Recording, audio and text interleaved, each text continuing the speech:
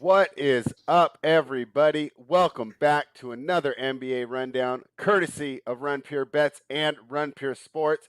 Please like and subscribe the video so we can continue to bring you solid gambling and DFS content. Today, I'm with Tyler Hicks and Travis Mangone, who are dressed appropriately, and I'm not. So I didn't get the memo, but hopefully I can get the winning ways with you. So, Travis, let's start with you. How you doing today? Yeah, I always forget, was it the Celtics or Wizards? I don't know why I always forget that we wore black, right? It's the Wizards. It's the funeral day, right? We're going to the book and we're taking it down. I don't know why I always forget it's the Wizards, but it was because that was their like corny gimmick. But the Celtics did something dumb afterwards. I forget to kind of make fun of them. But yeah, we're wearing black. It's the book's funeral. We're gonna take them down today, Spread.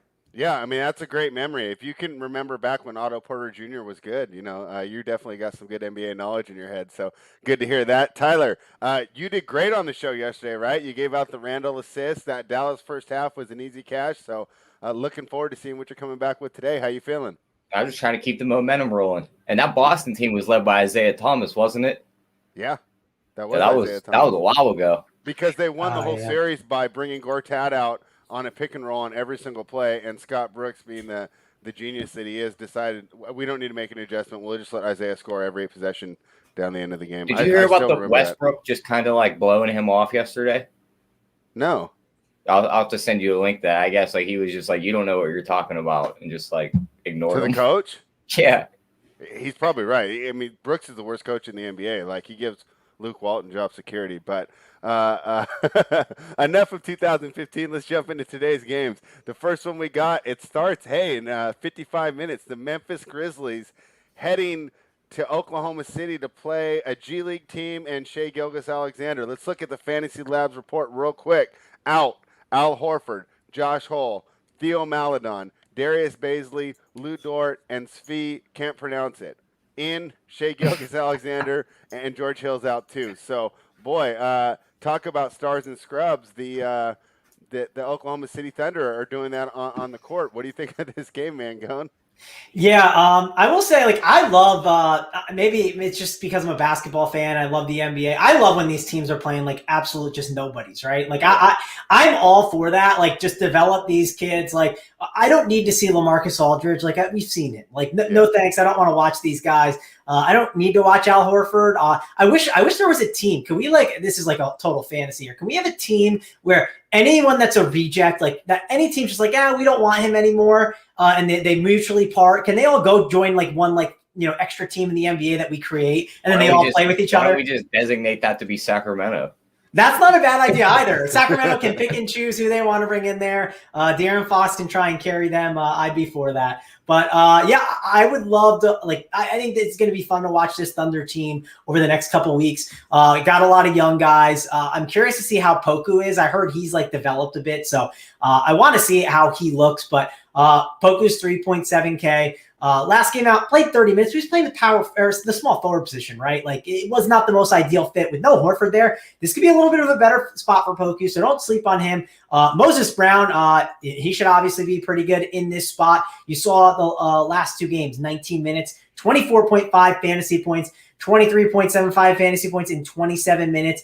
I mean, Moses Brown, I think it could be a nice little game for him against Memphis. I'm not really scared of Valanciunas' defense down low.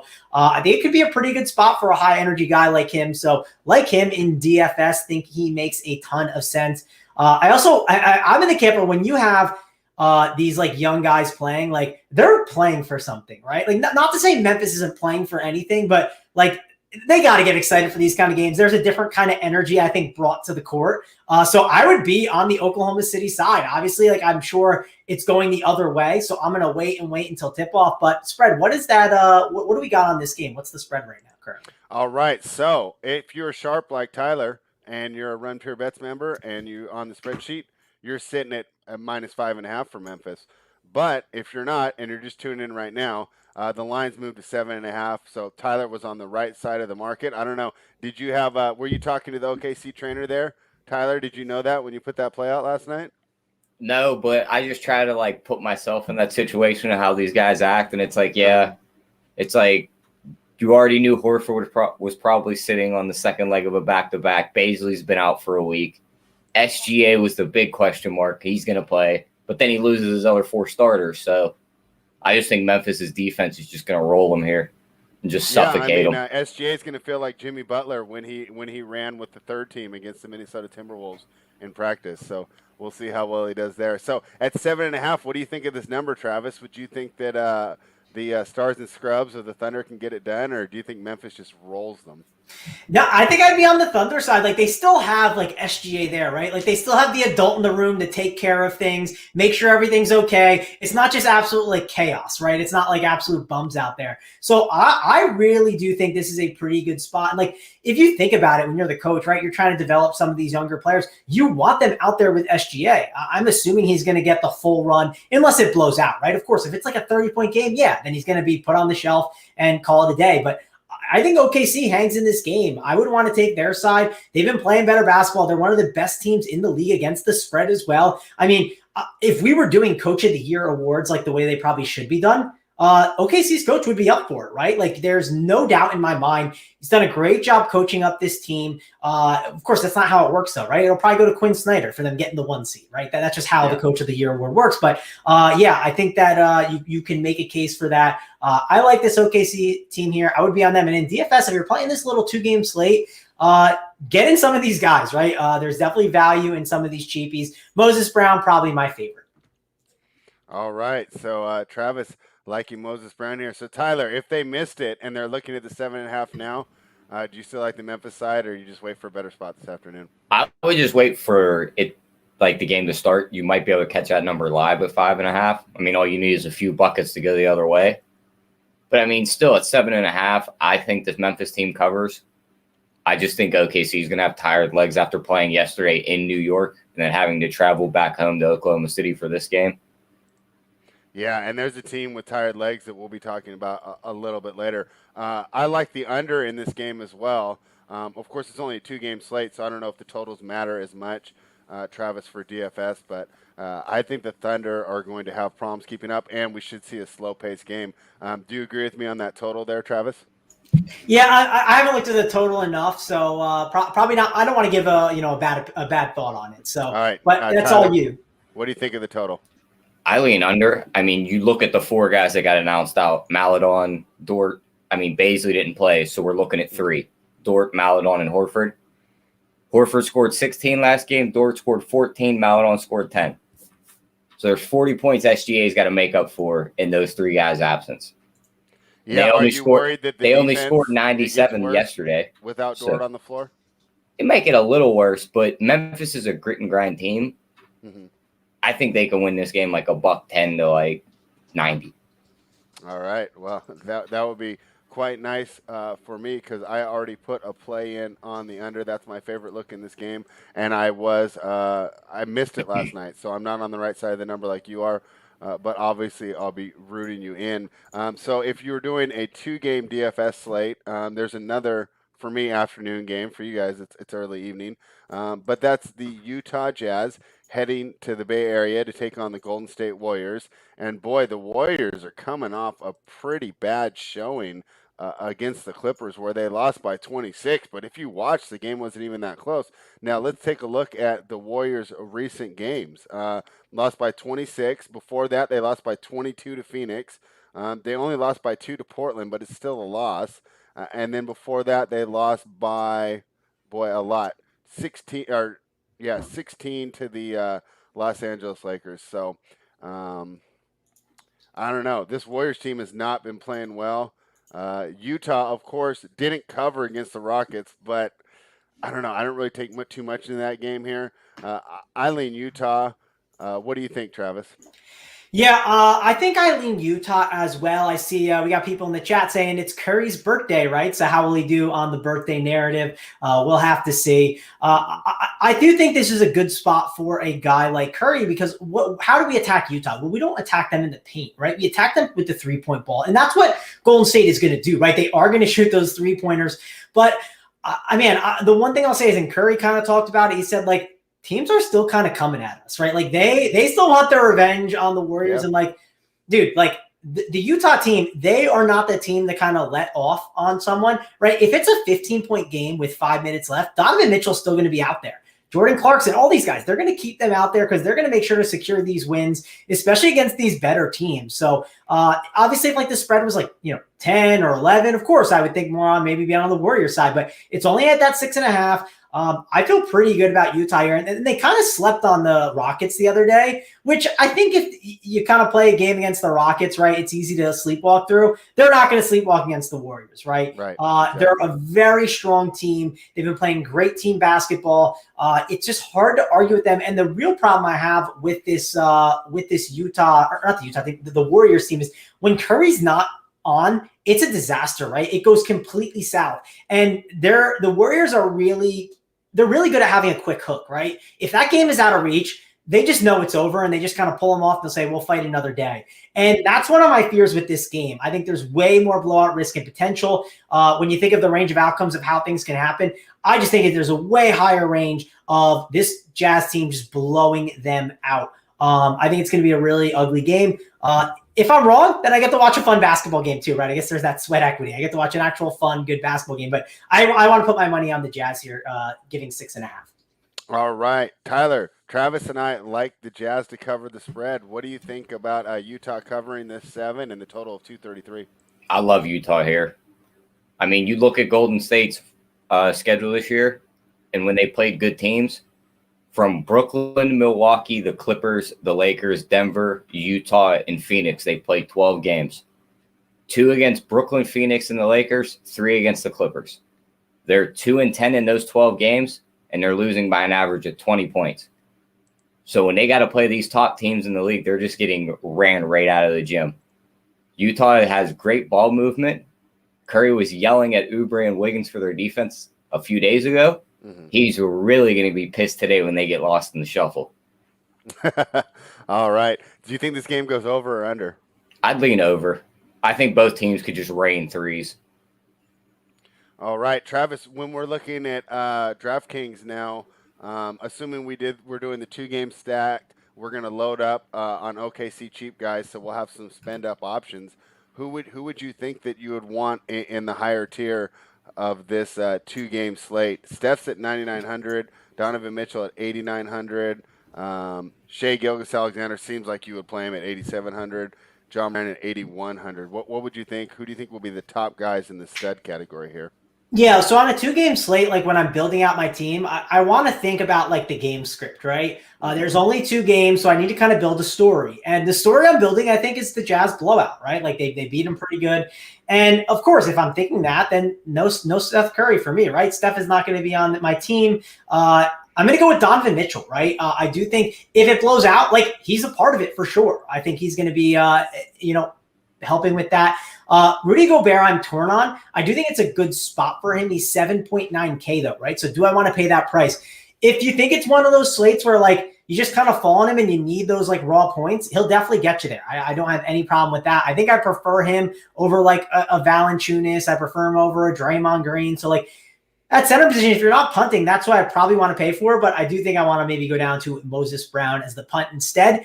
And then I would say these like kind of games that I think like a Jazz blowout could happen, that always kind of fits Jordan Clarkson pretty well. I thought that last game though, and then of course, he only played 21 minutes against Houston. Shot wasn't falling, but hey, that game wasn't a blowout, right? It looked like it was, but it really wasn't. It was 97-92 at one point, and then they kind of put their foot on the gas at the end. So wouldn't mind going to a Jordan Clarkson. Wouldn't mind going to a Mike Conley because you could see some more like guard heavy lineups where Mike Conley can definitely do well. But I definitely think I'm leaning the guards over more of the big men on the Utah side. All right.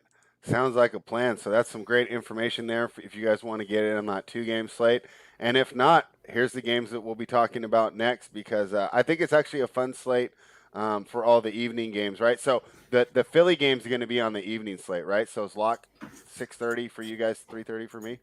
I'm looking now. Is there there's a random 6:30 because it locks at 7? Is there a random 6:30 game? Yeah, that might be a standalone game. That's a standalone game. We can talk betting wise for it if you want. So you won't be able to put any Spurs or Phillies into the big contest? Into the main slate? No, you can. So if you are a DFS player and you like the showdown, there is going to be a showdown contest, and what happens in that format? It's similar to the captain. NFL. Yep, you choose a captain, right? So, and against the Spurs, it depends who's in and out, right? Embiid is out for a while. You got Simmons is going to be questionable. So yeah, I mean, it's definitely, it's going to be interesting. I'm sure you're going to be able to leave a lot of salary on the table. I would say don't be afraid to leave salary on the table on that slate because basically like the three best players, right, that are the most expensive between Embiid, Simmons, and DeRozan, they're likely all out. Actually, no, Simmons might play. Actually, Simmons he got listed as probable this morning. He's probably going to play. Yeah. Okay. Cool. Well, let's talk about that game then. Tyler and I were actually on opposite sides here, I think, from talking to him this morning before we jumped on the stream. The 76ers are laying 4.5 at home against the Spurs team that seems to me to be reasonably healthy finally. Well, they don't have DeRozan, right? He's still out. Yeah, they're still missing their best guy, DeRozan. I mean, he is a big piece for that team. Like he is. I like them when they run young, though. I mean, I guess towards the end of the game, it hurts not being able to get those mid-range shots that are so high percentage that DeRozan gets, but they play so much faster. Then again, DeRozan actually has become a pretty good small ball four, so I guess that is quite the loss. But right now, San Antonio is getting 4.5. I kind of think they can keep this game close, but boy, they've been so inconsistent. You look at their last 4 games, they crushed New York when we were kind of looking past them in a back-to-back. Then they lose to OKC right before the break. Then they come out of the break when we all love them against Dallas. They fall apart in the last 4 minutes, and then they absolutely crush Orlando last night. Philly's last 4 games really aren't as relevant. They've won them all, but of course, Joel Embiid got injured in that win over Washington. Now the team looks completely different. So it's time for Ben Simmons to channel his inner Giannis, assume he's on the floor, and let's see what he looks out like in a 5-out offense, because I've been on that kind of bandwagon for years. Like, let's let Simmons work and see how he does. So what do you think, Travis? Does San Antonio keep this close, or are you going to lay the 4.5? Yeah, it's a tough one because Philly's great at playing down to the competition, right? Spurs are a great team to kind of be sneaky and like play up to the competition when you don't expect it, right? So I don't know. Part of me is leaning the Spurs, but no DeRozan is really, really tough for them, man. Like, I'm trying to think it through because again, like this is not a game I've looked at a ton. I do think you're gonna see a lot of Simmons and Bradley, and you're gonna see Dwight off the bench because they refuse to put Simmons and Dwight together because listen, if you have those two together, you cannot run a pick and roll. Well, you can run a pick and roll, but you can't run a pop, right? And then that just everyone just sags, and then just that's how it is. You can't do anything against that. It's just an absolute disaster offensively.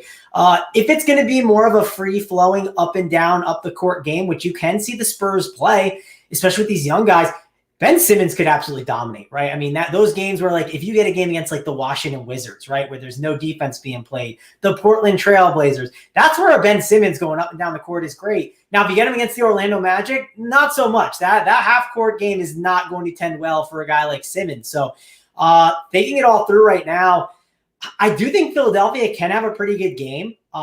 It's just like part of me wants to lean on the Spurs, but just no DeRozan gets me really concerned. I think that matters, especially when you're talking 4.5 points, right? Let's say that game is close spread, right?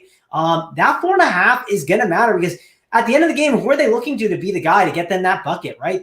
That's something that a lot of teams struggle with, to have an identity at times where they're looking that way. Like the Bucks, it feels like they're having that issue, and the Bucks are a great basketball team, but who's going to go out there and get them that bucket?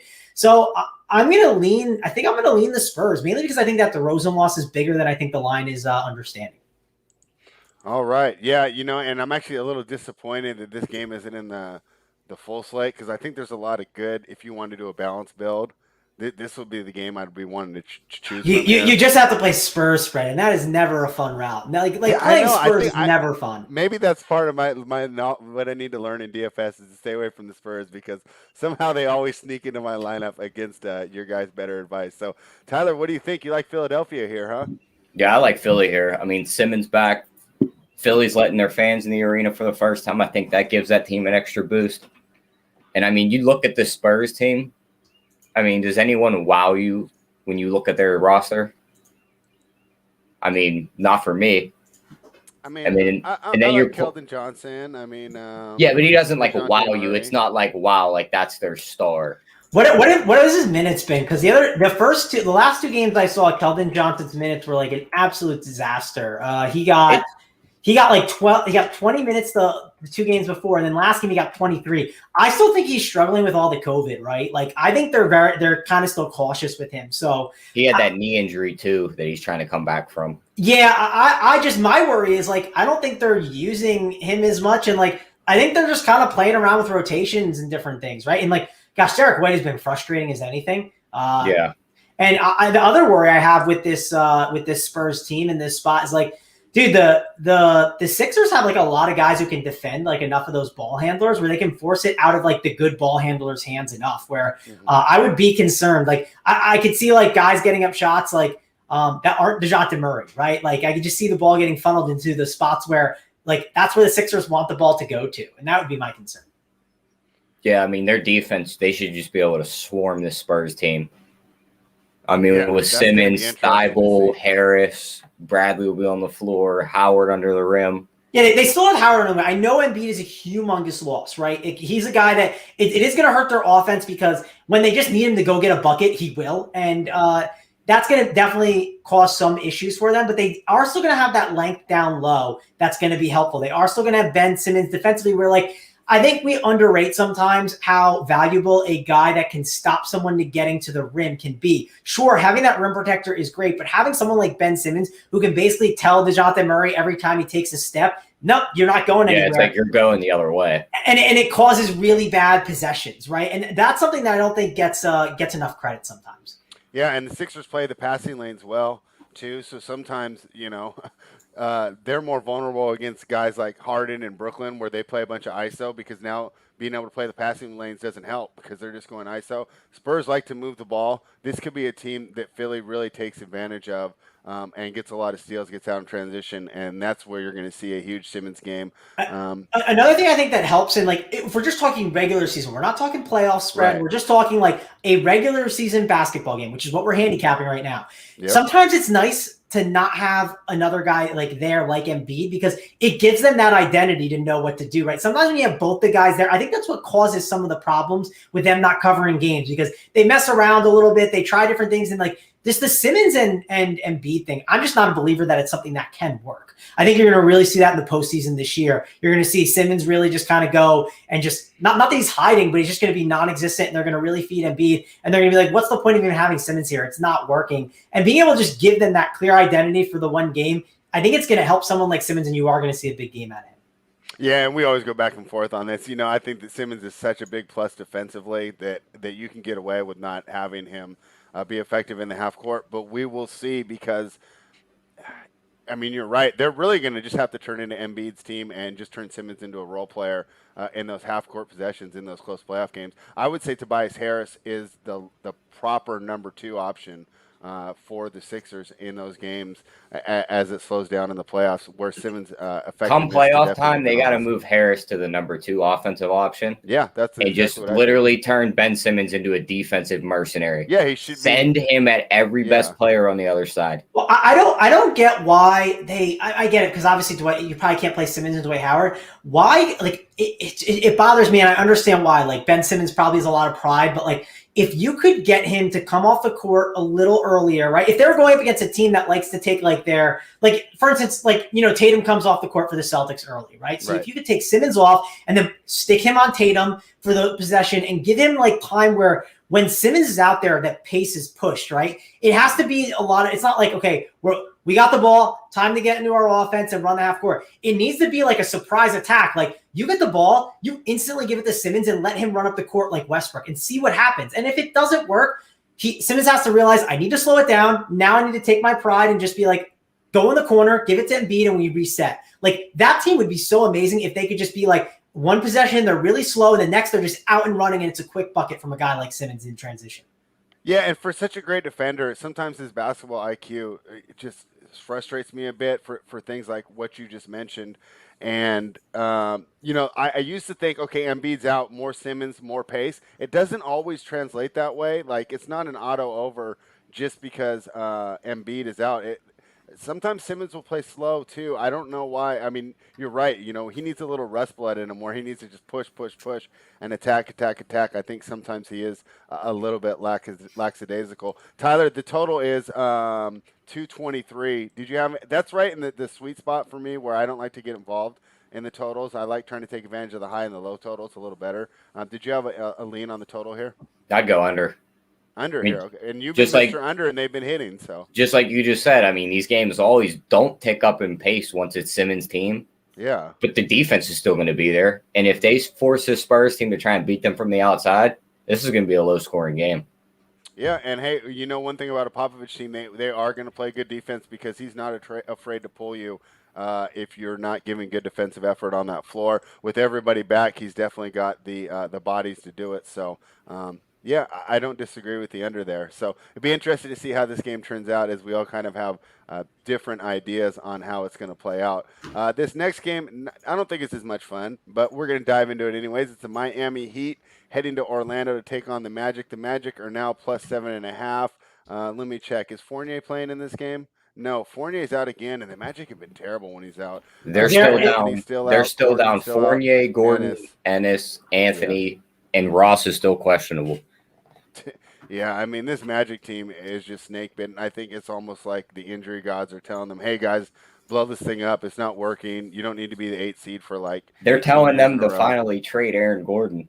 And Vucevic and Fournier, they should all be on the block. I mean, why wouldn't you trade him to Charlotte? I heard rumors of Vucevic to go to Charlotte, right? So they can make a playoff push and have LaMelo with Vucevic. I know it's not the most ideal fit, but it would make them a stronger team where MJ wants to like kind of win games. I'm not saying that's the right thing to do, but it's not a terrible idea. How do you guys feel about the Terry Rozier for Lonzo trade?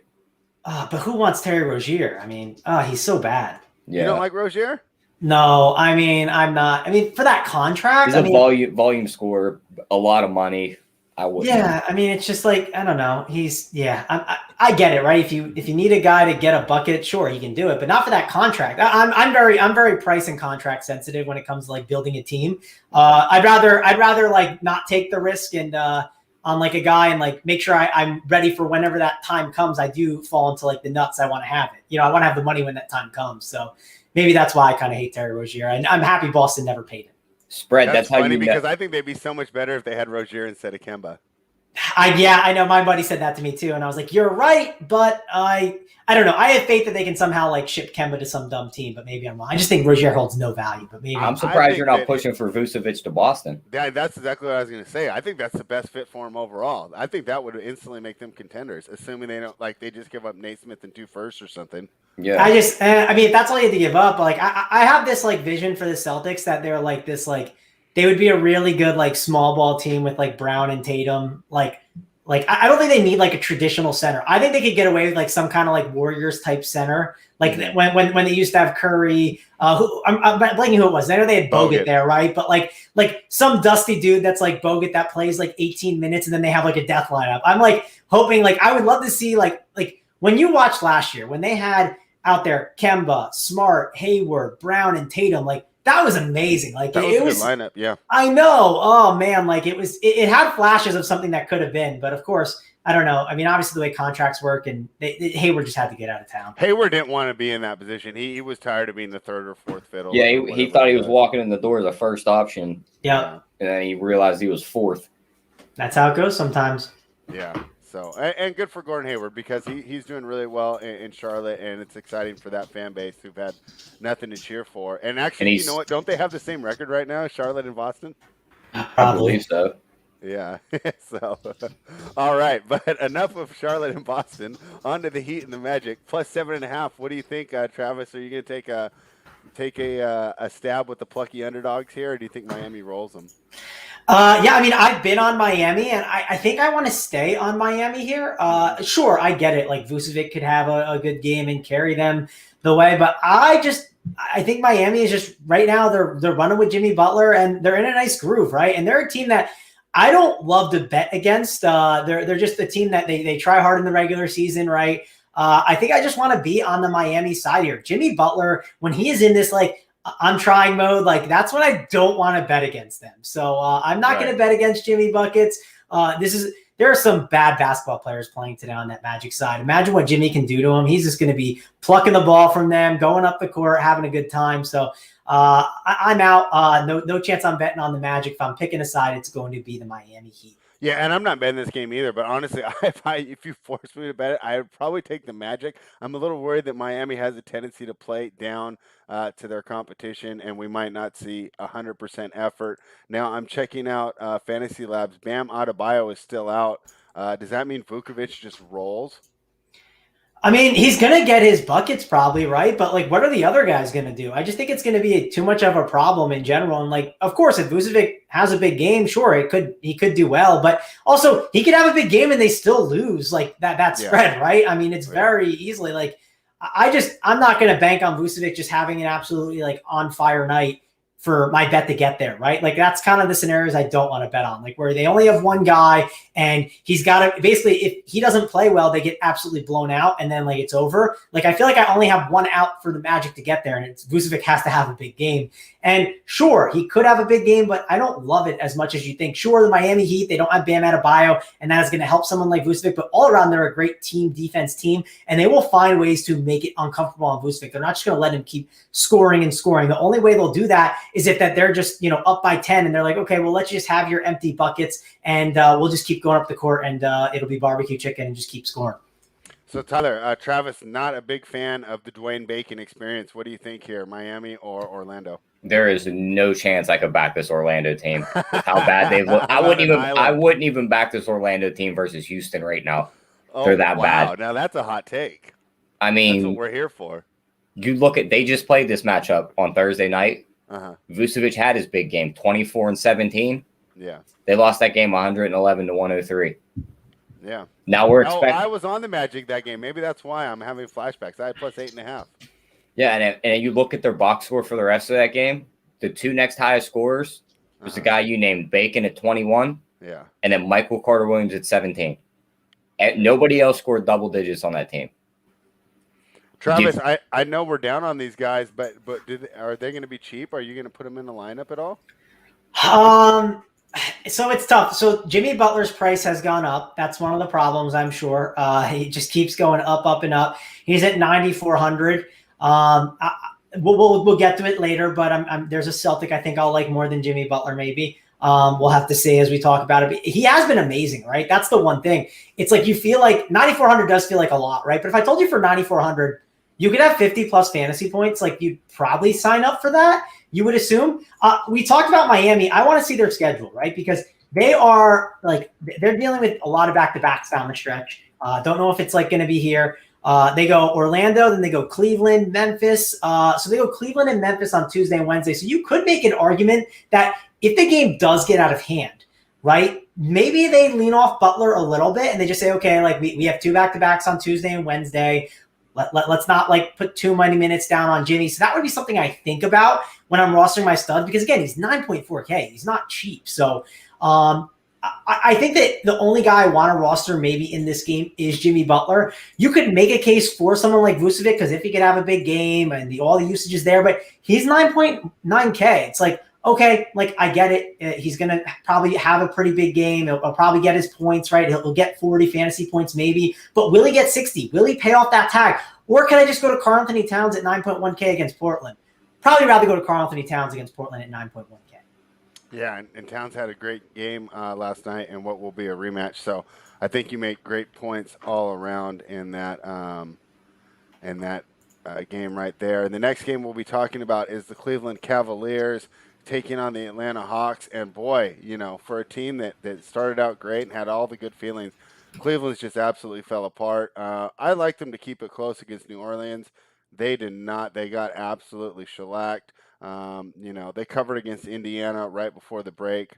But boy, this Cleveland team is really struggling. And I think that it shows that, like, everyone wants to get down on Andre Drummond, but I think you've really helped that team. And since he's been out, I just don't have the same feeling about that team and wanting to back them. And maybe it's just buyer's remorse from backing them against the Pelicans.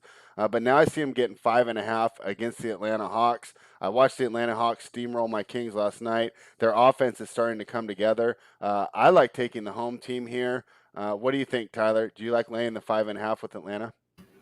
All right, I found one team I might back Orlando against, and it's this terrible Cleveland Cavaliers team. All right, there we go. But yeah, I mean Atlanta in this spot. We just seen Sacramento. No, they played New Orleans. New Orleans held them to what? Almost 20, 25 points through that whole second half. They the shot 33% from the floor and 21% from three. Yeah, so they shot terribly. Yeah. Now they're going to play a better defensive Atlanta team. I think Atlanta steamrolls here. What's the total? Let me 221. Right in that sweet spot of games. I'd still go under there because you're gonna need Atlanta to just fucking pour it on. Yeah. It's also second night of a back-to-back for a lot of jump shooters, right? Like I think about that a lot whenever I'm looking at the totals. But yeah, Clint Capella is already questionable. There's a chance they sit Clint Capella, and the reason I'll say that is like if you've been watching what the kind of the Hawks have been doing in that fourth quarter, they're definitely not like leaning on going like the Collins and Capella. They're going more Gallinari now. Yes, and what I think you're going to see there is they're maybe going to be more okay with basically putting a Capella at the five. I mean, resting a Capella or a Collins here and there. That way, it's like okay, like we're not even trying to use you that much, and we're messing around with stuff. We want to play more Gallinari. They got Tony Snell that they love to give the minutes to. So yeah, I would not be surprised if Capella sat. It's a Sunday too. I always think it's like. I get it, right? Everyone's like, oh, they should love what they do. They're basketball players. It's like, dude, it's a Sunday. Like, they want to take a day off too, man. So, Clint Capella, I would not be surprised if he sat, and then that would be good for John Collins. And I do love the John Collins of the five lineups. All right. Well, I think you're one of the few people that does because his defense and rim protection is so lacking. I think that's what Capella's really added to that team. And then if you run Collins at the five, what, you're going to have Gallinari at the four? Well, yeah, I mean, I like it for fantasy, right? Like, he's a good producer. Okay. I should say, it's for real life basketball, it is probably not the best. I'm definitely more of a fantasy guy. Cleveland can take advantage of that anyways, right? I mean, Jared Allen is good, but he's not like a prolific offensive guy that's really going to take advantage of a weaker defender. And who's the other one? Larry Nance. I mean, he's cool, but really he's almost like Ben Simmons light, where he's just giving you good defense and not much on the offensive end. Yeah, the only 40 points off dunks. That's it. Yeah, the only concern I have is John Collins. Like, he gets in foul trouble a lot, right? So, like in DFS, like I would have some concerns with him. There's always that lurking. He just can't keep his hands to himself. And I don't think you need to go to Trae Young today as like a guard spend up. I don't think it's too necessary. And like, I don't know, the Cavs, I don't really want to mess with too much. You could make a case that if John Collins isn't there, Jared Allen could be an interesting tournament play. His price has gone up. He's at 8.2K. And his production has gone down. And he's kind of been a streaky player. And I don't know. I guess I'll just rather wait for that hot streak to jump back on him. All right. So what do you think, though? Lay the 5.5? Or you think that's a good idea or a bad idea for me? Because I'm pretty close to submitting it right now. No, I'm in on the Hawk side. I think that makes sense. I would encourage you to bet it if you're looking for like to hit the green light. I'm cool with it. I'm not a big believer in this Cavs team, and despite me not loving what Nate McMillan, I think it's McMillan, right? He's the new coach there. What he's doing, I don't love how he's buying in. Yes, exactly. Like it does seem like they're all buying in, and like it seems like things are working out well. So it's frustrating for me to watch because I do think that they need to give. They're in a tough spot, right? Where it's like they have Collins and they have Capella, and they probably need to just like pick which one they want to stick with, right? Mm-hmm. And then call it a day, and they need to trade one of them. So, but. Overall, I would go with the Hawks here. I think what they're doing right now, you want to kind of jump on them, and I would not be wanting to jump on Cleveland. Yeah, John Collins, another a trade target for your Boston Celtics. Our guy HTP in the chat saying without Garland, they don't know what to do on offense. He is back today. How do you guys think that affects everything? I'll start with you, Tyler. Do you think Darius Garland being back is going to help the Cavaliers a lot? I mean, having your starting point guard is definitely going to help your offense back, but I just think this Atlanta defense is just going to be too much for him today. The problem is what is he dealing with? I mean, Trae Young defense is definitely not something I'm scared of. And if you lose Capella, then that could obviously, playing devil's advocate, that could obviously help. But I mean, I'm just not a believer in this Cavs team in general. Like overall, they're just like a bad team. And I just think that the other, the Hawks are just clicking so efficiently offensively right now that I think it's just going to be too much. I think you're going to see the Hawks get out early, and like they're going to keep feeling that pressure. And Cleveland's going to be like, we can't keep up scoring wise, and they're just going to fold. I'll take Atlanta's bench over Cleveland's bench too. Yeah, that Cleveland does have issues with depth here.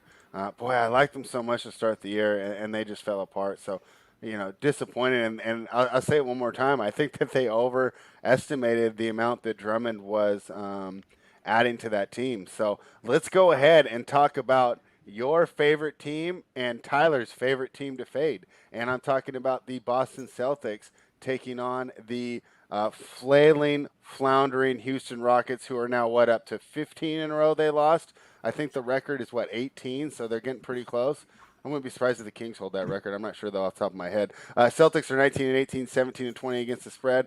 Rockets are 11 and 25, 12 and 24 against the spread. So Tyler has been right to be fading these guys. Now, I mean, the books are going to make it expensive to fade them though. So the Rockets are catching 11. If you would have caught the end of the line against Utah, they covered. If you hit the opener, they did not. Now they're catching 11 against, obviously Utah's a little better than Boston at this point of the season, and it's in Houston. We'll start with you, Travis. Break down your favorite team.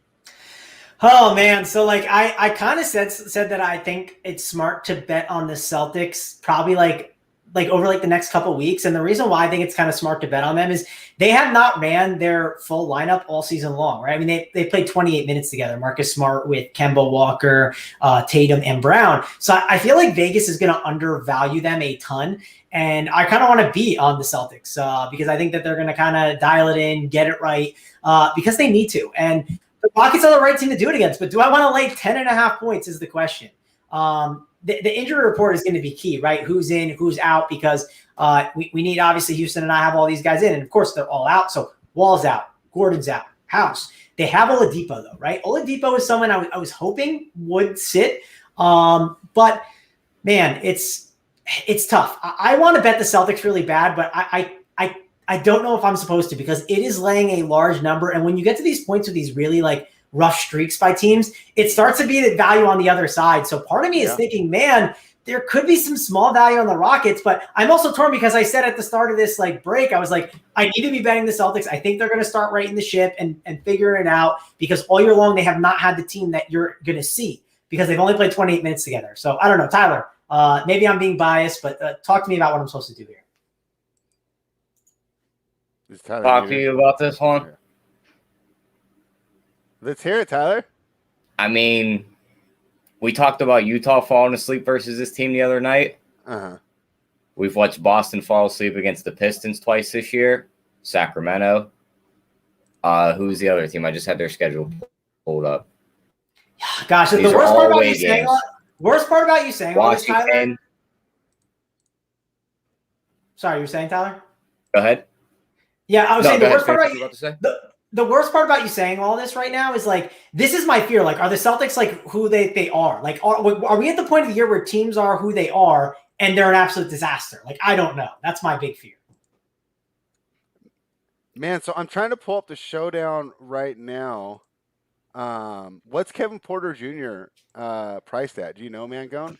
It's probably pretty cheap. Let me see. Hold on. I mean, he's been the play of the slate, right? He's 145 points. Yeah, he's 5K, but in this, I mean, obviously Oladipo being back is going to affect it because Kevin Porter Jr. is not the point guard, but you can make a case that Kevin Porter Jr. should be 6'5", right? Not 5K. So I think there is still value there, especially against this Celtics team. I do think he fits this setup pretty well. All right. Well, I'll be interested. Yeah, I mean, this is the perfect spot for him and Oladipo just to score as many points as they want. So are you on the Rockets, Tyler? I am on the Rockets. Oh man, this is crazy to think, Fred. I didn't think Tyler would be on the Rockets. Boston game. Would it surprise you if we look at the score in the fourth quarter and Houston's up 2, and it's wait a minute, what's going on? And then Boston squeaks past by 1, or they drop the game late, like they did to Detroit. It wouldn't surprise me that much, especially on a Sunday. Either, but I actually kind of lean the Rockets here as well. Just 11 points just seems like a lot. Obviously there is the blowout, and I have been, taking these dogs to keeping it close, and they've been burning me. So maybe I need to learn from my mistakes. But I don't think this is a good game to get involved with. It might not be a bad stay away for sure, Spread. I maybe I do that. And sorry, I cut you guys off before. My internet is all messed up right now. It's going in and out. So my bad there on the internet. No, it's fine. We're gonna make it through. But see, here's the thing for DFS though, you can't ignore this game, right? If we're just doing the betting show, right? Let's just scrap it. You don't want to lay 11. It's fine. You don't want to take the Rockets. It's fine. Move on to the next game. I don't think you can ignore this game from a DFS perspective, right? Because there's a serious chance that the winning team or the top lineup's going to have a lot of members of this game. And actually, didn't you have a player from this game that you were targeting, Travis? Yeah. So actually, GQ in the chat, he's mentioning some really interesting points. Texas is open, right? Like Saturday night in Texas. Open. Yeah. Dude, these guys had to have went crazy last night, right? Like I didn't even Lock think in about Houston this. money line. We have the new Atlanta strip club. It's in Texas. Like Houston has always been a nice strip club city. That's why Harden wanted to go there, right? I know, but like, man, like this. The more I'm thinking about it, this could be a disaster. Like, I think this is like a real thing that's probably not being calculated in. Yeah. Like, dude, like these guys want to go out. I mean, you remember them in Disney? They were like so not happy being there. Man. So, and this makes me rethink my DFS lines, and also like I thought like. So I actually remember looking at this the other day because I was looking at the Celtics schedule. I said, "Oh, they're playing the Rockets. This could be like a 230 like total." I was kind of excited for this game, and like I see it opened at 224.5. It's down to 221.5. Like that's very scary. I'm definitely not excited about seeing that number. I do think that when I do spend my money on my studs, right, I want them to be in a competitive game. And maybe my fear too now is like, I don't know if I want my stud that's maybe in a non-competitive game. Mm-hmm. Obviously, if you think the Rockets do well, then yeah, I think it could, you can make a case that it could be competitive. I thought Tatum at 9.5 could be the guy really Tatum or Brown, right? Yeah, I think, sure, the price is expensive on Tatum, right? I think you can make a really strong case that it is an expensive price tag. But I do like this matchup a ton, and it's a slate where there's not a lot of guys to spend on, right? So if we do have some type of stars and scrubs build and we need to spend up, I thought Tatum could be a really good spend up option. I think he fits really well in these like small ball game environments, and like when they're going to win a game, right? Like they lean on Tatum to be the guy to get them there down the stretch. It's either him or Brown. I thought that Tatum could fit this game really well, but the more I'm thinking about this game, I'm getting a little scared, and maybe that's not where I want to spend my salary when it comes to the studs. With Texas being open, that Vegas total is going down. Like, I like to lean on Vegas. Sure. Like, this narrative that we're talking about, like, it sounds like that's what we're leaning on. That's what I'm not leaning on. I'm very confused by that total. When I build my DFS teams, I like to look at the Vegas totals and go to the ones that are like the higher ones, right? And sure, this isn't a slate where there's a lot of high totals, right? But would I rather play the 221.5, or would I rather go to Portland, Minnesota and play those studs in the 234 in a closer spread? I think I'd rather go there. I think I'd rather go to the Clippers and Pelicans game at that 232.5, where we have a Pelicans team that we know that they've been playing at a lot faster pace. They got guys like Kawhi and Paul George who are, I think they're even cheaper, right? Like, I mean, if you look at the price tags, Kawhi is $9K, Paul George is down to 8-1. I don't know. I just don't think I love this game as much as I thought I was going to. I mean, yes, the Rocket side, you have to load up on some of these guys. Oladipo's ball handling and usage is going to be huge. I think you have to look at him. I think you have to look at Kevin Porter Jr. Those are the two probably best plays. And then maybe mix and match one of these like cheaper guys. It depends on the site that you're looking at. Maybe one of like the forwards or the big men. But I don't want to load up on too many Rockets. Not like the other day. I want to play some, but not all of them. All right. Sounds like a plan. Tyler, let's go ahead and talk about a game that it was pretty much your only miss yesterday on a day where you were just shooting darts to the bullseye on almost every pick. But this one, you came up a point short. The Trailblazers were in Minnesota. They probably should have covered. It was a rough ending, and the Minnesota Timberwolves end up pulling out the cover, losing by 4 on a spread of 5. The books have went ahead and hung the same number today, and the total is 234. Are you pretty solid on your conviction for the Timberwolves? For the Blazers here, or did that game last night change your mind?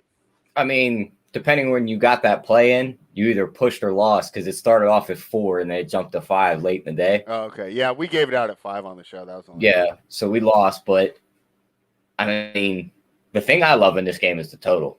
Why did it go down? I mean, I get it's a back-to-back, but that just means neither of these teams are going to play defense. Yeah. I mean, you look at it, they had 246 points last night. Now you're expecting them to drop almost 13 points. Like, that screams either A, someone's sitting, or B, they just think both these teams are going to be off today. And I just think that the defense isn't going to be there for Minnesota. Lillard didn't have the best shooting night last night. That'll change tonight. And I think that pushes that number even higher. And you look at the last three between these teams, they're averaging 238 points. Yeah. Well, Tyler, you brought up a great point. The point you brought up is you think that, like, so Damian Lillard, right? I like to play Damian Lillard when either I think he's trailing or in a really close game, and like they know they have to lean on him. If they're playing a back-to-back, the shooters are going to be shooting worse, right? And if that's the case, what's Dame going to do? Well, Dame's going to take the game into his own hands when he has to. And I think you could really see that in this spot. And this Timberwolves team, like, they're not a terrible team, and they have guys that, like, off the bench that I think are like guys like Norwell, right? He's not bad. Guys that are like trying out there like to actually play. Like, you know what I mean? Like Melo off a back-to-back, you can see him get a bit lazy, right? It's not hard for some of these veteran guys, but some of these younger guys, when they get in the game, man, they are licking their chops to be in there, right? I do think this game's going to be a bit closer, and I think Dame's going to be leaned on a little bit, and that's obviously good for him in this spot. And a close game would be good for the over, too. Tyler, I'm staying away from the side, but I'm with you on the over. I went ahead and placed that bet. So that one was a lot of fun last night. Hopefully it's fun again tonight. The next game we've got, and this is another one that I actually made a play on already. The Toronto Raptors, the walking wounded, missing, their top 4 players and McCaw. And they're taking on the Chicago Bulls, who I've been down on, but I think this is a good spot for them just because you watch this Toronto team and they are so tired. I mean, they've been running 8 guys out there since before the break. Now after the break, they're still running like just this really short rotation, which is great for DFS. I know that you guys, over on the DFS side have been loading up with the Raptors and cashing and giving us the screenshots by putting the proper Raptors. But when you're looking at it from a betting perspective, it's so hard to trust this team to give you 48 minutes of effort. Not that they're not trying, but I mean, they're just gassing out. They looked so tired yesterday watching that game, and now here they are on a back-to-back against a young Chicago team. I also think that the way to beat Chicago is through the middle. They're kind of weak in the paint, weak rim protection. I don't think that Toronto's going to have the bigs tonight to get it done. Maybe Baines, but he's not really much of a post player. Boucher's your prototypical small ball 5, so I think that's a good matchup there for Wendell Carter Jr. Let me make sure Wendell Carter Jr. is playing before I say all that. Yeah, he should be. They should be all healthy for the most part. He has a B next to his name, off the bench. Okay, yeah. So all I see out is for Chicago is Garrett Temple and Devon Dotson, which doesn't really worry me too much. If you guys forgot, it's OG Anunoby, Fred VanVleet, and Pascal Siakam all missing for the Raptors. So I'm fading the fatigue here. I'm on Chicago. What do you think, Travis?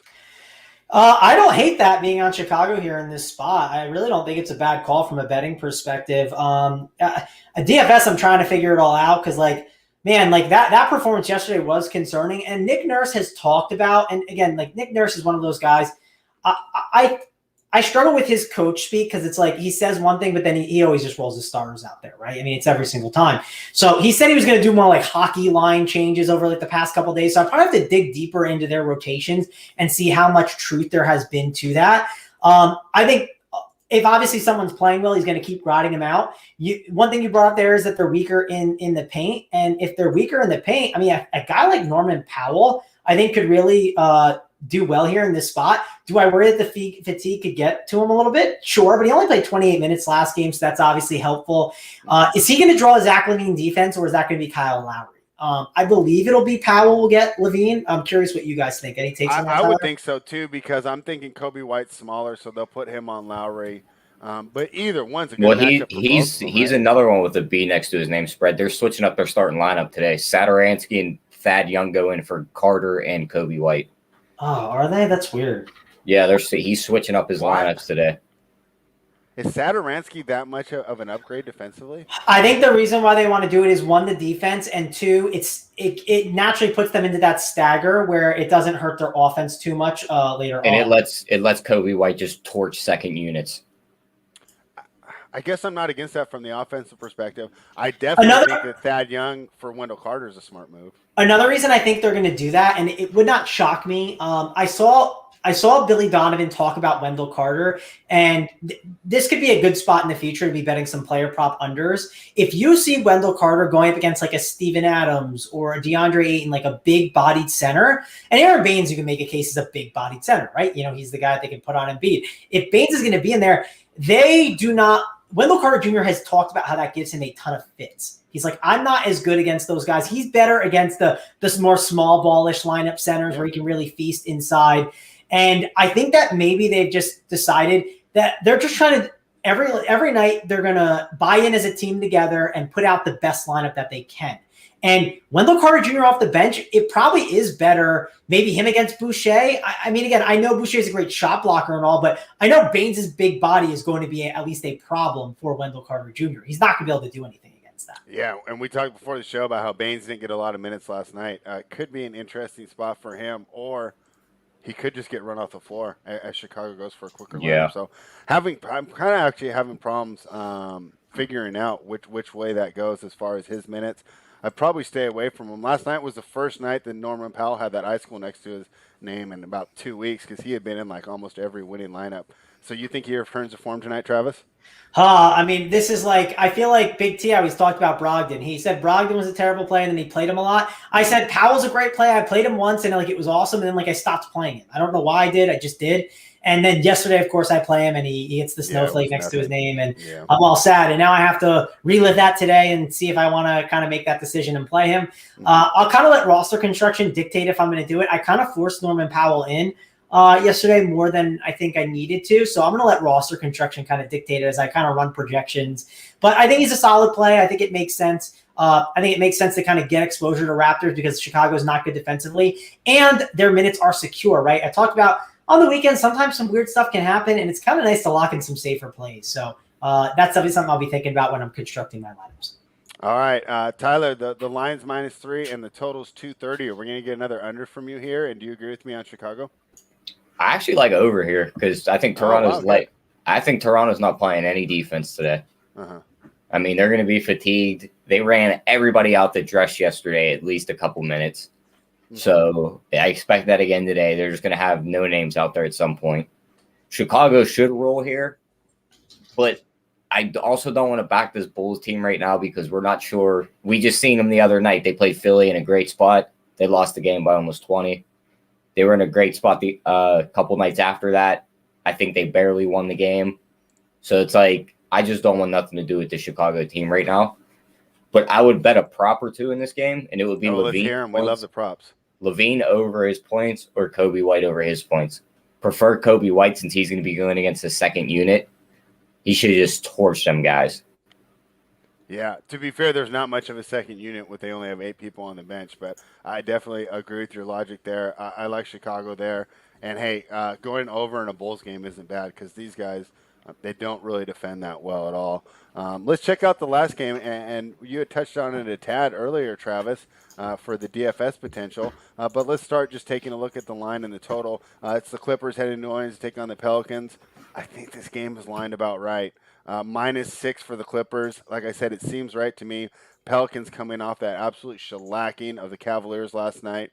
Let's see. So they didn't have a lot of minutes, so that should help them in the back-to-back idea. And it's a total of 232. Over in Pelicans games have been pretty profitable so far this year. So I also think that total's a little right. Lean to the over. I definitely think the side is right as far as grabbing or laying the points. I think that's a really good number, and I don't want to get involved here. Tyler, what do you think? Are you laying the 6 with the Clippers? Yeah, I would. I just can't trust this New Orleans team, even after that big win. I mean, it was against Cleveland, so you could just basically throw it out the window. Okay. I think the defense is going to be too much from them from the Clipper side today. I think the only guy that's in a great spot is Zion because they don't have a big man to stop him. You're not big on Zubac stopping Zion? No, there's no chance. But Kawhi and PG should just have their way with anything they want today. All right. Yeah, and that makes sense to me. What do you think, Travis? Yeah, I mean, I think Paul George could be like the best play on the slate, maybe. Like if you look back at the end of the night and like you might be like, man, 8.1K, Paul George put up 60, right? Like I think he's gonna have a monster game in this spot. The Pelicans have been horrific against guards, right? They have been getting torched. Paul George, this is just a phenomenal spot. The price tag is phenomenal as well. hard to argue with him. I think in DFS, I want to get some exposure to him. I do think I want to get exposure to this Clippers side too. I think that they're a great bet just because of the efficiency that you're going to see out of these guys. I think the Pelicans, again, they're a solid basketball team, but the Clippers, I think, are going to be too much for them. I don't mind Kawhi too at 9K. Like, this is a spot where, like, so we talked about like in that Minnesota and Portland game, and I do like some studs there, but like if you're building out your teams, right, a lot of people are not going to put Kawhi and Paul George on the same team together, right? Exactly. I think you could get away with it today. I think the price is too cheap on Paul George. You can make the case as a price a little cheap on Kawhi. And the argument that you can make there for doing it is it's going to just give you a unique roster construction from other people. And it's a massive total. And if a lot of these games dud, right? Like, I think I don't mind doing this on games where, like, on slates where it's like not an 11 game slate. It's more of like a 5 or 6 game slate. And there could be some games that absolutely just dud. And I think you could see Miami, Orlando dud. You could see Cleveland, Atlanta dud. And like, just games are just getting basically taken out of the slate that aren't even on the winning lineup. And it basically turns itself into more of like a 3 game slate without you really knowing it. And I think that you could see both these guys just hitting their value, and playing them together, I think, is going to be unique and could be really sharp in tournaments. So I kind of like that idea with Kawhi and Paul George. I'm thinking about that. And yes, there's no other 9 o'clock game. So if randomly Kawhi or Paul George is ruled out, you are definitely in trouble when you're building out your lineups, right? Like, you can't make the swaps. Like, you have to be like, okay, I can swap to this guy, but you can swap to Zion, right? Like, if I am constructing my lineups, right? Good point. You can at least get over to Zion on DraftKings specifically. I think they're both the thing is, Kawhi is small forward eligible and Zion is power forward eligible. So what I would do is I would probably want to make sure, and obviously if you need you need a small forward and you play Kawhi, then like you're pretty screwed. But if you are able to, and you're able to put Kawhi in the forward spot or the utility spot, please put him there, because it just gives you that small out just in case anything goes crazy. Or if let's say that you're playing no Paul George, right? Try to get Kawhi in the utility if you can. Now I get it. Sometimes it's tough and like one position is just really terrible and you're like, I have to play one small forward and Kawhi has to go there.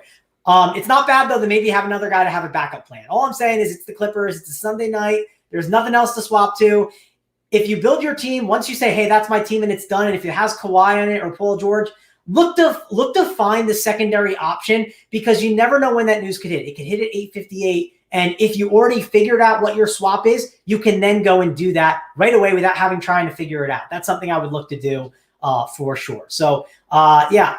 Or you can just avoid them completely so you don't have to worry about that. I get it's like a 5% outcome, but I think it's something that people need to be doing more in DFS, and I'll be doing. And then on the other side, I don't love a lot of the options on the Pelicans. I think there's too many guys to go to. You can make a case no Patrick Beverley. I guess that helps. That helps maybe some of those Pelicans guards. It's just you have to play the roulette game. Who's gonna like have the big game? And that's one of the games I don't love to play.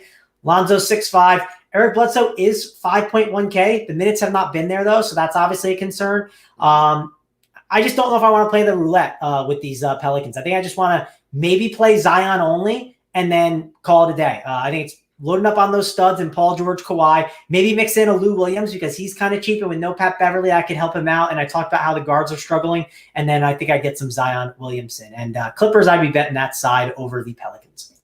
All right. So, Paul George, if you're watching, stay away from these. We don't want the late swaps. You know, I really screwed a bunch of us the other night. So no dizziness. That was such crap no rock too. star for Paul George tonight. All right, guys. Does that take the cake as the best injury report this year? Dizziness. Yeah, it was a good one. That's got to go. That's got to overtake injury recovery. I will say I benefited from it, so I was very happy. Okay. I barely got it in though, man. I mean, if I tell you, I've been doing this a lot and I make swaps. That was one of I legit remember looking, because FanDuel has exporting issues where like if it's like 5 minutes before like lock, like I need to do it on my phone or else it will not make the export properly. I don't know why. I got on my phone, I remember, and there was 40 seconds left to make the swap. I made the swap. I remember at 20 seconds, FanDuel said like saving. And then it hit 7 o'clock and it still said saving. And I was freaking out. I think everyone was just on the site. Like the clicks that were at 6:59 on that site were insane. And the site was basically crashing as it was going down, but it was wild. It was a fun sweat for me. And I ended up getting him out of my lineup. So it worked out. All right. Well, it's good to hear that. Hopefully, we don't need to do that tonight, though. Hopefully, we don't get any late news bombarding us and forcing us to run to our computers. So now it is time for the best bet section. And Gregory Russo has been watching because he's not too happy with my picks for the last 2 days. And Greg, I'm not happy either. So I am going to step my game up. We're going to give out a winner right now. But first, we're going to hear from Tyler. Tyler, side total prop. What's your best bet of the day? I'm going under in that Atlanta Cleveland game. Ooh, all right. Would you say that number was 223.5 or 221? Let me pull up Bookmaker right now. 221 right now on Bookmaker. Yep, I'll go under in that one. All right, under 221. Travis, what are you thinking? Best bet of the day? Yeah, I love that bet. That's probably one that I like a lot too. I don't think it's the best card in the world. I'm gonna go with. I'm gonna pull an AP. I'm gonna go with an over. Right. All right, I love it. So went from the under that hit the other day. Now we go to the over. What do we got? Where was it? Oh, you just lost it. The Portland, Minnesota game. Tyler talked about it a little bit. How doesn't know why that's going down. I'm kind of in agreement. I don't understand why it's going down as well. 234. It's a high number. I totally get it, but two teams that do not play much defense, and when not much defense is played, those are easy transition buckets, and people undervalue how big easy transition buckets are. That's why when teams are kind of getting hot and scoring, and then you're back in the half court, it's a huge struggle. That's why half court basketball is a thing in the playoffs. So easy buckets are going to be scored, I think, in transition. I like the Portland and Minnesota game over 234. All right. Well, I'm struggling. Yesterday, I was struggling to decide my best bet, and I chose wrong because it was either the Hornets or the Suns. The Hornets rolled. The Suns laid an egg. Tonight, just so full transparency, I'm deciding between the Hawks and the Bulls, but I'm going to go ahead and go with the Cleveland fade. I'll make my official best bet the Hawks minus 5.5. Hopefully they can keep it rolling. Nate McMillan seems to have this team going in the right direction.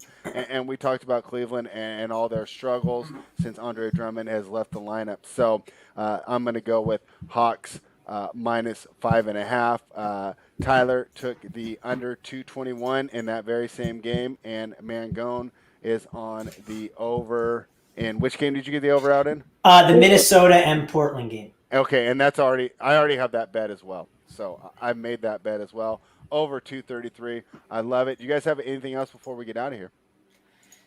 No, I mean, just like, subscribe on the video. That always helps us out a ton. So be sure to do that. That's always nice. If March Madness is here, right? Like, that's something else to talk about. Like, Yep. Listen, if you're a bettor, right? This is the place to be. We'll have all the stuff in the Discord for you guys. JJ's on fire. He's 9-1 in his last 10 bets in college basketball. I tailed him today. So JJ, let's make it 13-1. That's our plan today. Yeah. Let's make it 13-1. He had 4 bets, so I jumped on them. Hopefully I'm not the mush today. But they'll be doing a college basketball show, I think, tonight on this channel. So if you subscribe, hit the notification bell, then it'll tell you when they go live talking about that. Everyone loves doing the brackets. I used to love playing college basketball stuff, and I used to sweat it so much. But as I've gotten into playing DFS more seriously, I had to, let college basketball go as much, and that's okay. I'll be playing DFS though for sure. You will see me out there in the streets, spread. I'm excited, and you can use our Run Pure Sports content over there to help you with that. And you can definitely use the betting stuff too, obviously, right? Like, I use it all the time. Like, if I look at UFC fights, I look at some NASCAR stuff. There's ways to use that, so you feel free to do that as well. Yeah, no, I mean, today it's just a banner day for content here at Run Pure Bets. Obviously, we just gave you this show for free. Right now, for me, it's 11:11 a.m. At 11:30 a.m. West Coast time, 2:30 p.m. East Coast time. Jay's going live with Coop for the NASCAR, so you're going to get that all day. Not to mention they're giving out college basketball bets and some NBA too.